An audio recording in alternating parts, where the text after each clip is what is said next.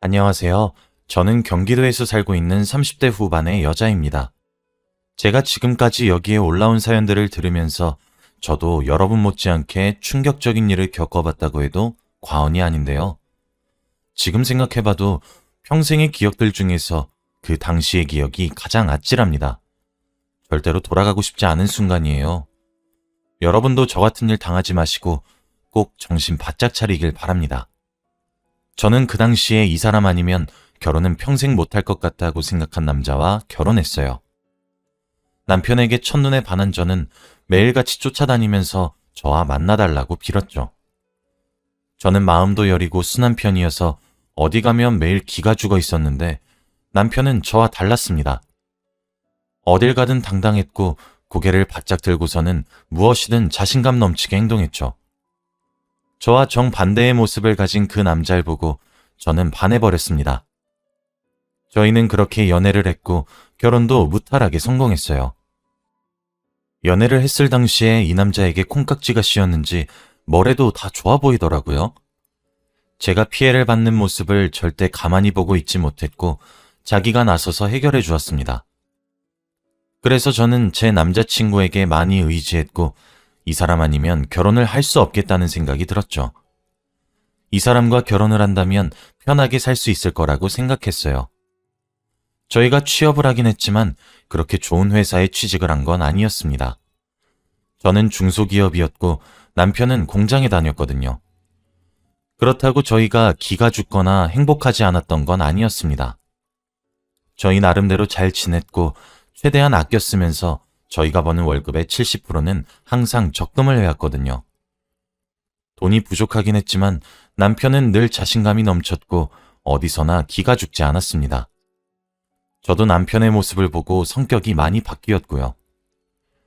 작은 투룸에서 월세를 내고 살고 있긴 했지만 저희 부부는 다른 부부와 다름없이 행복했습니다. 그런데 조금만 더 행복해지고 싶은 욕심이 생기더라고요. 결혼 초에는 각자 서로만 있으면 된다고 했지만 이게 또 1년, 2년이 지나니까 마음이 바뀌는 겁니다. 다른 부부들이 길거리에서 아이를 오순도순 놀고 있으면 저와 남편은 그 모습이 너무 부러웠어요. 그래서 아이를 가지려고 시도를 해보기로 했습니다. 저희가 비록 경제적으로 풍요롭진 못했지만 지금까지 모아둔 돈도 있었고 저희 아이가 생긴다면 한없이 퍼줄 의향이 있었거든요. 저는 임신이 쉽게 되는 줄 알았어요. 주위에서 임신을 어려워하는 사람이 없고 쉽게 아이를 가진다고 생각했죠. 그런데 왜 임신을 축복이라고 하는지 알겠더라고요. 아이를 가지고 싶다고 마음대로 가질 수 있는 게 아니었습니다. 건강한 몸 상태에서 아이를 가지기 위해 임신에 적합한 몸도 만들고 병원도 자주 들러서 검진도 받았어요. 그래도 임신이 되지 않아서 인공수정도 여러 번 해봤지만 다 실패였습니다. 그렇다고 제가 난임은 아니라고 하더라고요. 임신 준비에만 쓴 돈이 얼만데 임신이 되지 않으니 너무 절망적이었습니다. 그런데 저만 그런 게 아니었나 봐요. 시댁에서도 저의 임신을 많이 기대하는 눈치였습니다. 매일같이 연락이 와서 몸은 어떻니, 임신 테스트는 해봤니 하면서 말씀을 하셨는데 처음에는 관심인 줄 알았지만 계속 임신이 실패하고 그러니까 조금 스트레스더라고요. 그리고 저희 회사가 승진이 많이 중요한 회사인데 그때 하필 승진할 사람을 뽑아내는 기간이어서 더 힘들었죠. 몸도 힘들고 마음도 힘드니까 어디 의지할 사람이 남편밖에 없더라고요. 남편한테 이래저래 힘든 이야기를 하면 항상 들어주고 공감해주던 남편이 결혼을 하고 나서부터 조금 변하기 시작했습니다. 원래 남편 성격이 항상 자신감 넘치고 어디서든 당당하게 말한다고 했잖아요. 저는 그 모습을 보고 반했고 항상 도움을 받았습니다. 그런데 그게 악영향을 끼칠 줄은 꿈에도 몰랐어요. 남편은 이 집으로 이사 오고 나서 이웃들과의 마찰이 너무 많이 생겼습니다.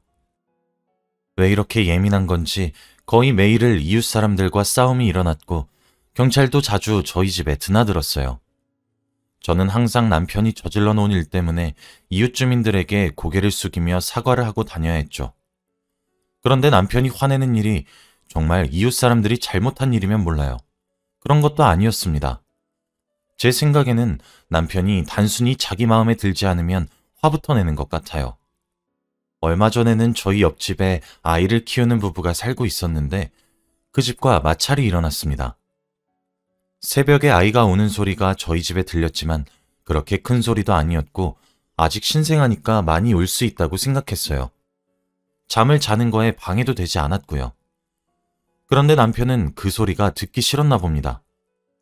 새벽에 화를 불같이 내면서 옆집과 연결되어 있는 벽에다가 물건을 미친 듯이 던지더라고요. 그러면서 조용히 하고 아이 재우라며 욕설을 내뱉는데 정말 무서웠습니다. 아이가 벽에서 물건이 부딪히는 소리와 욕설까지도 들리니까 더 크게 울더라고요. 남편은 그거에 더 화가 났는지 결국 해도 뜨지 않는 새벽에 옆집으로 가서 초인종을 누른 뒤 그 부부와 싸우기 시작했습니다. 젊은 부부였는데 남편이 화를 내면서 막말을 하니까 죄송하다고 하더라고요.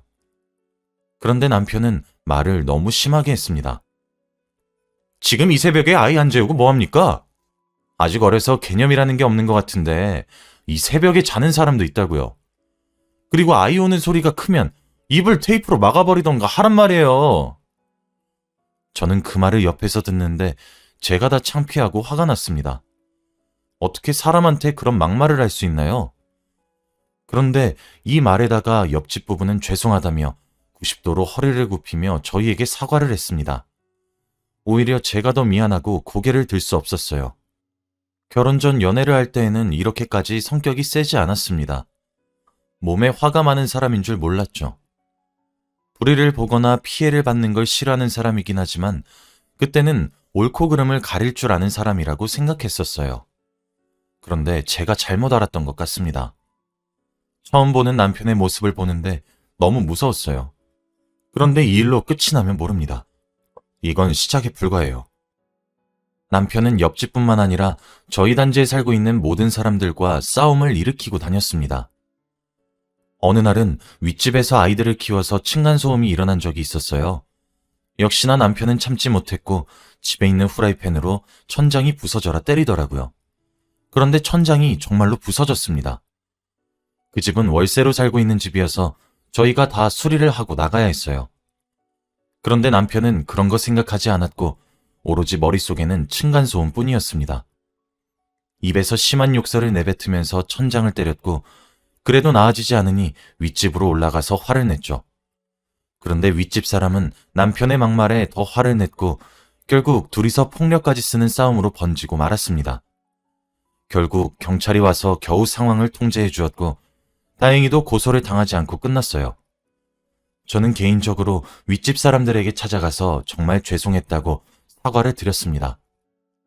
이런 일이 한두 번이 아니니까 저도 너무 지치는 거 있죠? 회사 승진 때문에 머리도 아프고 임신 문제도 있는데 거기다가 남편이 이런 일까지 벌이고 다니면 얼마나 골치 아프겠습니까? 그런데 또 여기다가 집주인분께서 결국 찾아오셨어요. 남편이 워낙 유명한 트러블 메이커니까 이러면 방을 뺄 수밖에 없다고 하더라고요. 이야기를 들어보니 저희 남편과 싸움이 날까봐 방을 뺀 경우도 있다고 합니다. 집주인에게도 피해가 있고 이렇게 벽을 다 부셔놓으면 방을 정말 빼야 한다고 했죠. 입이 10개라도 할 말이 없었습니다. 솔직히 남편이 아니라 제가 이웃이라고 생각해도 남편과 한 건물에서 살면 또 어떻게 문제가 생길지 모르잖아요. 저는 집주인분께도 사과를 드리면서 주의하겠다고 말씀드렸습니다. 남편한테 큰 소리로 화를 내면서 이제 좀 그만하라고 하면 뭐 하나요? 제 말은 한 귀로 듣고 한 귀로 흘립니다. 알겠다고 말만 하지 행동으로 실천한 적은 단 한 번도 없어요. 이제는 이웃집에 찾아가도 문을 열어주지도 않습니다. 워낙 동네에 소문도 나고 남편을 욕하는 사람들도 많았거든요. 정말 저희 동네에서 얼굴을 들고 다닐 수도 없었습니다. 그런데 남편은 이제 집에 가서 화를 내는 게 안 되니까 베란다에다가 물건을 던지면서 사람들에게 화를 내더라고요. 밖에서 이야기를 하고 있는 사람들이 있으면 거기에다가 집에 있는 물건을 하나 던지고 욕설을 내뱉었습니다. 그런데 그렇게 큰 소리로 대화하고 있지도 않았고 저희가 2층밖에 안 되어서 이야기 소리가 들릴 수도 있는 거 아닌가요? 하지만 남편은 그런 말소리 하나라도 귀에 들리면 참지 못했습니다. 베란다 문을 열고 소리치고 물건을 던지고 그랬죠. 자신이 마음에 들지 않는 게 있으면 무조건 해결하고 봐야 하는 성격이 되었죠. 그런데 이제 경찰도 하도 자주 저희 집으로 오니까 저한테 개인적으로 말하더라고요. 이제 좀 알아서 처리를 하던지 이혼을 하라고 하면서 말이죠. 제가 너무 힘들어하고 사과를 습관처럼 이리저리 다 하고 다니니까 말해주는 것 같더라고요. 솔직히 그때 이혼을 생각하지 않은 건 아니었습니다. 하지만 아직 바보같이 이 남자가 너무 좋았어요. 시댁에 도움을 청하면 조금 더 나아질까 싶어서 제가 구구절절 시댁의 남편의 잘못을 다 말했습니다. 당연히 제 편을 들어주실 줄 알았던 시댁은 오히려 남편 편을 들더라고요. 우리 아들이랑 결혼하려면 이 정도는 감수해야 하는 거 아니니? 다 이웃 사람들이 잘못했구만. 옆에서 우리 아들 편을 들어주지도 못할 망정에 사과를 하고 다녀? 너도 애가 참 그렇다. 남자가 바깥일 하면서 스트레스를 받을 수도 있는 거지. 뭐 그게 큰일이라고 일이 난리야? 모든 사람들이 남편이 다 잘못됐다고 하는데 시댁 사람들만 남편이 옳다고 하고 있었어요. 솔직히 혼란스러웠고 그 말을 듣는데 말문이 턱 막혔습니다. 그리고 저도 밖에서 일을 하는 입장이고 솔직히 남편보다 벌이도 더 좋아요. 제가 직원들한테 이미지도 좋고 특히 팀장님이 저를 너무 아껴주셔서 이번 승진도 제가 할 것 같았고요. 그런데 유독 집에만 오면 위축이 되고 아무 말도 하지 못하는 게 너무 힘들었습니다. 저는 처음에 시댁의 말을 듣고 제가 잘못된 생각을 하고 있는 줄 알고 가정을 지키기 위해 저 혼자 부부 상담을 받았어요. 한 5개월 정도 주기적으로 가서 상담을 받고 제가 잘못 생각하고 있는 것을 치료받고 싶었는데 상담사분도 오히려 치료를 받아야 할 사람은 남편이라고 하더라고요. 그때 제가 잘못된 게 아니라 남편이 잘못된 게 맞다는 확신이 섰습니다. 상담이 정말 많이 도움이 되었어요. 그런데 이런 환경 속에서 행복은 있더라고요. 제가 사회초년생 때부터 매달 꼬박꼬박 넣고 있던 주택 청약이 당첨되고 말았습니다. 정말 꿈만 같았고 드디어 이 집에서 나가 더 좋은 곳에서 살 수 있다는 생각에 기뻤죠.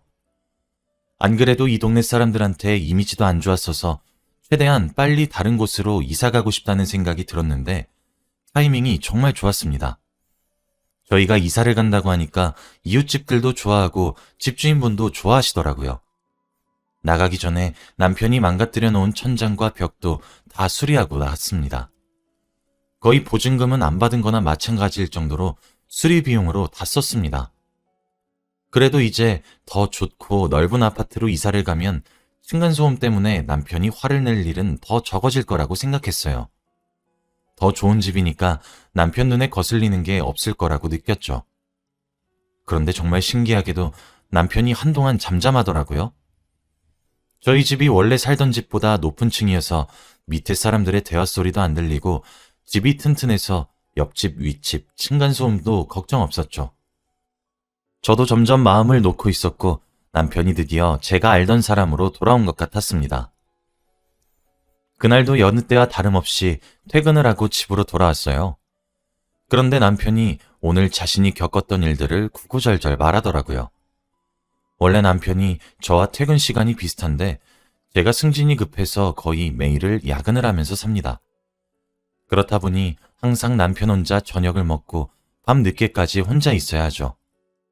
그날은 야근을 하고 집으로 돌아와서 금방이라도 힘들어 쓰러질 것만 같은데 남편의 이야기를 듣느라 힘이 더 들었습니다. 그런데 남편이 하는 말은 정말 충격적이었어요.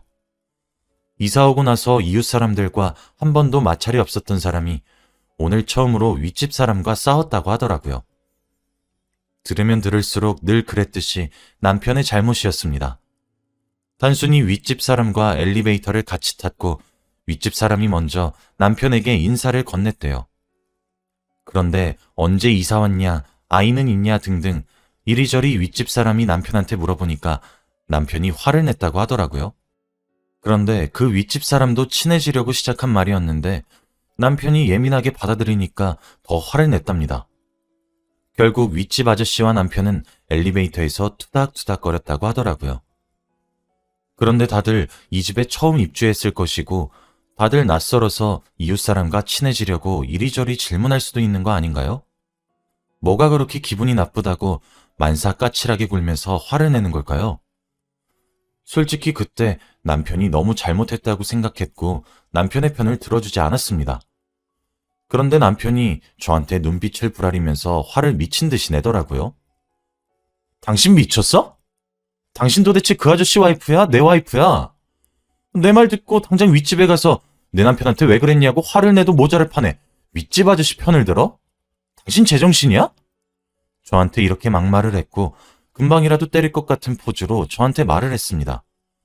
저는 순간 너무 무서웠고 잘못하다가는 남편한테 맞을 수도 있겠다는 생각이 들더라고요. 남편의 성격은 가면 갈수록 나빠졌고 저를 여자로 보지도 않는 것 같았습니다. 저희의 사이는 많이 틀어졌고 저도 더 이상 남편을 되돌리고 싶은 욕심도 없었어요.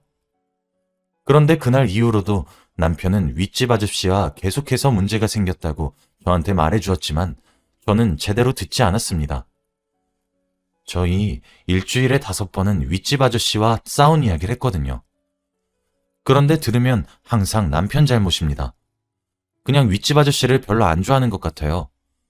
그 말을 저한테 구구절절할 때마다 혼자 속으로 제발 경찰만 부르지 말자 라고 생각을 했네요. 아무튼 그렇게 한 달 정도 살았던 것 같습니다. 저는 집에 가면 남편이 또 윗집 아저씨와 싸웠던 이야기를 들어야 하니까 반강제적으로 야근을 거의 매일 했어요. 승진도 코앞이고 남편의 이야기도 안 들어도 되니까 일석이조였죠. 그날도 여느 때와 다름없이 야근을 하고 있었고 사무실에는 저 혼자였습니다. 그런데 그때 전화 한 통이 오더라고요. 그런데 저는 번호의 배열을 보고 알 수 있었습니다. 바로 경찰서에서 온 전화라는 사실을 말이죠. 저는 두려운 마음으로 전화를 받았고 역시나 남편의 문제로 전화가 걸려온 거였습니다. 이 동네로 이사하고 나서는 경찰서 방문이 처음이었죠. 저는 하던 일을 멈추고 경찰서로 가서 남편을 보았습니다. 그런데 그곳에는 남편 혼자 있었던 게 아니라 바로 저희 회사 팀장님이 계시더라고요. 저는 둘이 한 공간에 있다는 사실이 너무 놀라서 아무 말도 하지 못했죠. 그런데 어떻게 이럴 수 있나요? 남편이 거의 매일같이 싸웠던 저희 윗집 아저씨가 바로 저희 회사 팀장이었습니다. 그날은 싸움이 크게 나서 결국 이웃 사람들이 경찰을 불렀대요. 팀장님 얼굴에는 상처도 꽤 있었죠. 아마 남편이 주먹을 휘두른 것 같았습니다. 팀장님도 저를 보고 놀라했고 남편은 저와 윗집 아저씨가 아는 사이니까 더 놀라더라고요. 저는 팀장님 얼굴을 뵐 면목이 없었습니다. 남편보다 훨씬 나이도 많으신 어르신이고 남편이 잘못했다는 건 저도 다 아니까요. 그리고 무엇보다 더 화가 났던 건 팀장님께서 다른 직원들보다 유독 저를 아껴주시기도 했고 조만간 승진이 저로 거의 확정이었는데 남편 때문에 모든 게 망칠 위기였습니다. 남편은 오히려 팀장님에게 손가락질을 하면서 저런 상사 밑에서 일할 필요 없어. 당장 때려쳐! 라고 했고 저는 남편을 보고 한숨을 푹 내쉴 수밖에 없었습니다. 그리고 팀장님한테 고개를 숙이면서 정말 죄송하다고 입이 10개여도 할 말이 없다고 반복했죠. 팀장님도 워낙 저를 아껴주셨고 제가 남편 때문에 힘들어하는 걸 아셔서 그런지 봐줄 수도 있을 것처럼 말을 하시더라고요. 하지만 남편은 지금 싹싹 빌어도 모자랄 판에 오히려 화를 더 불같이 냈습니다. 지금 당신 윗집 아저씨랑 뭐 하는 거야? 남편 놔두고 다른 남자랑 이야기하는 거야? 아, 그때 내 편 안 들었던 것도 저 아저씨 때문에 그래? 둘이 뭐 그렇고 그런 사이였던 거야? 왠지 요즘 따라 야근을 많이 한다더니 다 이런 거였구나? 이런 말도 안 되는 소리를 하면서 저와 팀장님의 사이를 의심했고 화를 더 냈습니다. 물건도 다 이리저리 집어던지고 해서 경찰이 겨우 말렸죠. 저는 남편 말을 무시하고 계속해서 팀장님에게 사과를 드렸고 착한 팀장님 덕분에 상황은 대충 정리가 되었습니다. 개인적으로도 여러 번 찾아가서 사과를 드리고 병원비도 당연히 드렸죠. 물론 제 사비로 말입니다. 남편은 제가 팀장님과 불륜을 저지른다 어쩐다 하면서 말도 안 되는 소리를 했고요. 그리고 저는 이제 더 이상 남편을 봐줄 수 없었습니다. 너무 힘들고 지쳤고 제 직장 생활까지 방해가 되는 남편은 도저히 필요 없었거든요. 그리고 제가 얼마나 승진의 목을 매는지 알면서도 이렇게 하면 안 되지 않나요? 그래서 저는 남편에게 이혼을 하자고 단호하게 말했습니다. 도저히 당신과 살아갈 수 없다고 하면서 말이죠. 남편은 오히려 네가 뭔데 나한테 이혼을 하자고 해. 나 없이 네가 잘 살 수 있을 것 같아? 라고 하면서 화를 냈고 저는 전부 무시한 채 바로 이혼 서류를 내밀었습니다. 남편한테 받고 싶은 돈도 없었기에 합의 이혼을 하고 깔끔하게 끝내기로 했어요. 그리고 이 집도 제가 주택 청약에 당첨된 거니까 제 명의로 되어 있었죠. 남편은 오히려 이혼하고 자기 보고 싶다고 연락이나 다시 하지 말라고 했고 저를 불륜녀로 몰아세웠습니다. 결국 저희는 그렇게 갈라섰고 각자 갈 길 갔죠. 저는 팀장님과 전 남편이 그런 마찰이 있고 나서 승진은 당연히 물 건너간 줄 알았습니다. 하지만 아니더라고요. 저는 다행히도 승진에 성공했습니다. 승진 결과를 보고 하루 종일 울었고 팀장님에게 감사드린다고 했죠. 그리고 저는 이제 그 집에서 혼자서 살고 있습니다.